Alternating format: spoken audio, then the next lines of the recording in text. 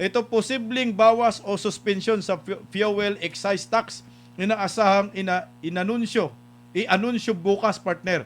Isasagawa daw bukas, Abril 14, ang ikatlong uplift meeting na pangungunahan ni Pangulong Ferdinand Marcos Jr. Ayon kay Palace Press Officer Jose Claire Castro sa press briefing sa Malacañang ngayong Lunes. Sinabi ni Castro na tatalakayin umano sa pulong ang posibleng pagsuspindi o pagbabawas ng fuel excise tax. Inaasahan ding maglalabas ng desisyon ang Pangulo matapos sa naturang pagpupulong. Ano ang inyong masasabi dito, partner? Bukas na daw pero hindi pa sigurado, no? Posible pa lang eh. Oh, dapat klinaro nila sa araw ng bukas sigurado na tayo na isususpindi na Yung excise tax. ang excise tax. Excise tax lang ang hinihingi ng mga Pilipino. Kasama value added tax. Oo, kasama ang VAT Yung dalawa na yan kasi para mas mapababa pang lalo ang presyo. Bakit excise tax lang? Bakit ba hirap na hirap si Mr. President na isama yung VAT na yan, partner? Diba no? Dapat, Mr. President, isama niyo po lahat ng maaari makakapagpababa po ng presyo ng langis para masiyahan naman po yung ating mga kababayan. Tutulong rin lang kayo, sagad-sagarin nyo na. Oo, wag nyo na po kaming bibitinin. Pag isagad mo daw, hindi mabawasan yung komisyon. Tiisin nyo muna. Bira naman, di ba? Isagad nyo na, Mr. President, para matuwa naman kami. Tama ka dyan, mga partner, dahil ang ibang bansa, tinatanggal na po yung mga taxes Diba? sa langis, kaya nagmura ang hindi masyado apektado ang ekonomiya nila at yung presyo ng mga bilihin pati sa langis ay hindi masyadong sumipa. Partner Bimar. Ito na nga yung ano, 'di ba? Kasi nga binigyan na siya ng ano, partner May power na siya para 'di ba? Ito sa emergency power na ito sa energy. State of Energy. State of energy power. Energy emergency power, 'di ba? Binigyan na siya ng Kongreso ng kapangyarihan. Bakit bantulot pa rin or bakit ayaw pa rin niya ano? Grabe nga, matulot. Ayaw pa rin niyang atubilis, 'di ba? Sa Tagalog, atubili or ayaw pa rin talaga niyang ano, galawin. Oo. Para ito sa mga taong bayan no? Correct. Para sa taong bayan, 'di ba? Dapat direkta sa taong bayan na makikinabang. Sa ngayon lang naman 'to, partner Dito talaga makikita natin yung Ano lang naman yan, partner? Suspindi lang naman. Oo. Hindi naman yan Suspindi lang. pansamantagal. Hindi pansamantagal. Pansamantala lang. Tama yung term nga na suspende. Ibig sabihin, suspend lang, mababalik ito. Anytime na bumalik na uli yung maayos na kalakalan tungkol dito sa enerhiya natin. Exactly. Pero despite na ganyan, partner, ayaw pa rin niyang ura-urada. Di ba mayroon ka ng kapangyarihan, Mr. President? Ano ang nakakahadlang pa? Bakit parang tila baga mas lalo mo pang pinapatagal yung paghihirap ng taong bayan? Kaliwat kanan na ang mga rally, kaliwat kanan na mga sumisigaw na nagugutom, kaliwat kanan na yung mga sumisigaw na nahihirapan na po sila sa pamamasada, yung ating mga kababayan, lalo naman din itong mga commuters na wala na nga masakyan, maliit ang kanilang sahod dahil malaki, matataas, mamahal na lahat ng mga bilihin. Pagkatapos itong president natin, binigyan na ng kapangyarihan ng Kongreso. Ano pa bang inihintay? Mr. President, aantayin mo pa ba na yung taong bayan ay hindi na makatiis ng lahat-lahat? Gumapang na lang. Di ba? Mabuti sana, partner, kung katulad sa Maynila, yung mga chopper ng jeep dyan, abay, tuwan-tuwa sila, partner, kasi araw-araw, sila. May ayuda. Yes, partner. Pero sa probinsya, Yun, ito na sanang sasagot sa probinsya kasi pang-national na ito, partner. Pero bakit ayaw mo pa gawin, Mr. President? Gawin mo naman ang iyong trabaho at nandyan ka na sa posisyon na yan. At ito na nga hinihiling ng taong bayan, binigay na ng Kongreso. Ano bang nakakahadlang, mga kapartner? sana nga bukas sa partner, i-anunsyo na. Kasi ang excise tax kasi na sabi tatanggalin, isa executive po yan ang gagaling. Ang sabi ng executive sa Kongreso, maglabas kayo ng panukala na suspindihin pansamantala yung excise tax. Ginawa naman ng Kongreso ang parte nila. Kaso ang problema, hindi natin alam kung ano ba ang humahadlang dito sa administrasyon kung bakit hindi na po nila ma-implement yung pagsuspindi ng excise tax.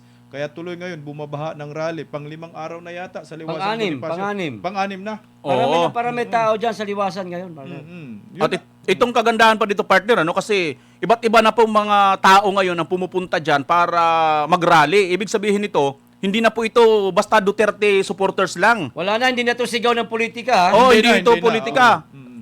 Gutom na po, sikmura na po ngayon ang sumisigaw, Mr. President, wag mo na pong antayin. Butas. Ay nako, yung mga taong bayan, alam nyo naman, unti-unti yan, pagka naipon na yan ng sobrang gutom na, alam naman natin kung, di ba? Nako. Ang pamilya, ito ha, mga kapartner, ang mga, hindi po tayo nagsasalita kung anuman, di ba? Pero yung tendency, yung possibility na yung ating pamilya, halimbawa, ikaw, isa kang parent, maayos ka namang magulang, hindi ka naman loko-loko, di ba?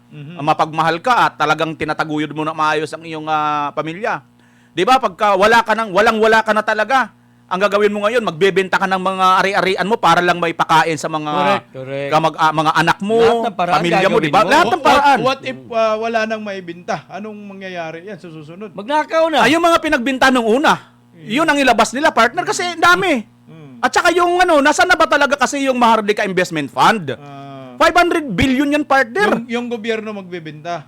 Yung gobyerno na ngayon, ang ilabas na nila muna yung mga pinagbintahan. What if mga ordinaryong Pilipino ngayon, hirap na, magbebenta rin sila. Eh kung wala na silang Wala nga maibenta. Yun ang problema. Kasi nga, di ba, ganun ang ginagawa ng ordinaryong Pilipino pagka ang kanyang pamilya, magugutom, lahat ng paraan gagawin. Naranasan ko yan noon, partner. O, sige, partner. Estudyante ako, partner. Parehas yata Nagbenta tayo. ako, partner. Parehas tayo, Binta partner. ko yung sapatos ko, partner. Oo, pero. Sige, nagchinilas ka na lang. Oo, binta ko sapatos ko. Mm. Walang pangkain, partner eh. Oo. Binta ko cellphone ko. Mm. Kulang na lang katawan ko, binta ko. Ako, partner, chinilas ko sana, ibebenta ko, kaso walang bibili. Oo. Kasi butas yung dalawang sa likod. Pero ngayon, nakakatakot ngayon, partner. Ah.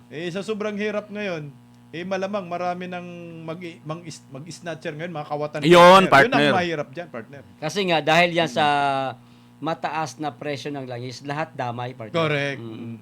Sayang ba? Sayang yung mga nasimula ng dating Pangulong Duterte na hindi na ipagpatuloy ng kasalukuyang administrasyon. No?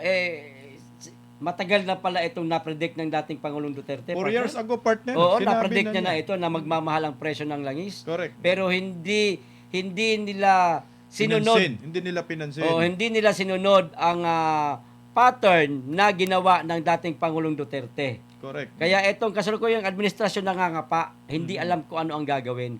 Hindi na paghandaan itong napakamahal ng presyo ng langis. Kaya ngayon, hirap na hirap si Mr. President, paano ito pababain? Kaya nga, partner, yung mga nagrarally ngayon, kasama nila Leandro Leviste, kung Kiko Barsaga, Marcolita, narinig ko, partner, doon sa sigaw.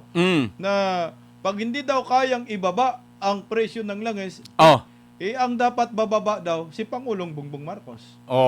Yun ang... Ano sa tingin ho ninyo dito? Aba, kung hindi naman niya kayang ibaba, di siyang bumaba, pwede rin yun, partner. Correct. Kasi nga, hindi mo na pala kaya. Ano pa ba ang kailangan mo? Kaya ka nga nilagay dyan, partner eh. Kaya nga siya pinagtiwalaan ng mga Pilipino, milyon-milyon mga Pilipino ang bumuto, bukod pa doon sa dahil nga si BP Inday, andoon sa kanya, kasama niya, may mga nagtiwala rin sa kanya. Lalo na nga itong mga loyalista.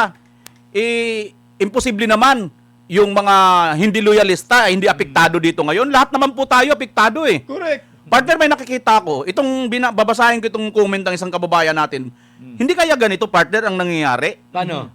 Ito sabi nyo, hindi nila kayang ibaba yan dahil wala ng pera na pang-subsidize, sabi ni Gracita Riduna. Ito na kaya, partner, ang resulta nitong mga nahuwalang pera na iniimbestigahan dyan sa Senado ngayon? Na mga nanggaling dyan sa flood control projects na mga ghost projects, mga defective na mga projects, at ito ngayon yung atubili at ayaw pang pahili-hili pa itong si Senator Lacson na mag-umpisa ng investigasyon, di ba? So, ito na kaya yung masasabi natin parang tumutugmang ebidensya na katotohanan na mayroon talagang korupsyon kasi hindi na nila hindi na nila hindi talaga meron talaga. Meron talaga. Meron talaga, partner. 'Di ba? Hindi na nila kayang i-subsidize kasi wala na silang Wala ng pang-subsidize. pera Wala ng pera. Kasi hinati-hati na nila. Oo. Kasi noon, walang ganitong crisis. Nagkaroon sila ng pamimigay ng ayuda. Yung pauso ni Martin. Romualdez na ang tawag yung partner, Doon Karaban. Bagong Pilipinas Karaban. Nag-umpisa yun sa PI nila, partner. Kaya nga, 5,000. Bigyan mo 5,000. PI nila. Limang kilong bugas! Ano sabi mo? PI. Sabi ng kaibigan mo dyan sa Batangas ba, nang dahil kay speaker Bumaha! ng nang dahil kay speaker Bumaha! ng tupad, Sige. nang dahil kay speaker Bumaha! ng maip. Kaya Parang na stroke lang ah. parang na-malstroke ka ngayon. Mainit pa naman ngayon, partner. No? Pero hindi ka mai-stroke, partner BMR. Yung mga buhaya. Oh. Sige, tuloy. Grabe kasi partner, no? Yun nga, dati, talaga naman, itong mga congressman nung araw, mayat maya, papreskon sila, puring-puring nila si Aik, si Tupad, si Maip-ip ba yun? Ano ba yung mga Nasaan ngayon? Nasaan na Nasa ngayon? ngayon ngayon. Oo, nasaan na ngayon yun? Akap yung akap ni Martin. Akap, tama. Akap, yakap, tupad. Wala ba nga doon yung sampal? Para... Hindi, partner. Ito, pagkakataon na natin to, total, nagamit na nila yung mga nakaraang taon niya mga ayuda na yan eh. Kayo na ba tayo mananawagan? Wala na si Martin eh. Sa lahat na lang. Kay Sandro. Si Sandro. Pangulong Bongbong Marcos. Yan, Kay diretso. Marcos. Yan. Ngayon namin kailangan niya mga ayuda ninyo. Lahat ng ayuda, gamitin nyo na. Ay, kunyari ako si Marcos. Oh. Sige. Sige, manawagan ka sa akin. Ayan, nandiyan ka naman sa harapan ko eh. Mr. President, Oh. Mr. President, Bisdak, Pilipinas. Oh. Halimbawa, Di, Bongbong lang. Bongbong, sige. Bongbong. Hello, Mr. President Bongbong. Oh, bakit ka PL? Nasaan na yung mga ayuda nyo? Pikat mo. Okay. Ay, ganun ba? Pagkatapos, Pikat mo daw! Pikat! pagkatapos mo kami pagtawanan, mangingi ka ng ayuda. Ano ba? Sabay ganun. Tikat pala yun. Oy, Dudong Bokol! Pikat mo na! Tikat pala katapat no, pambira.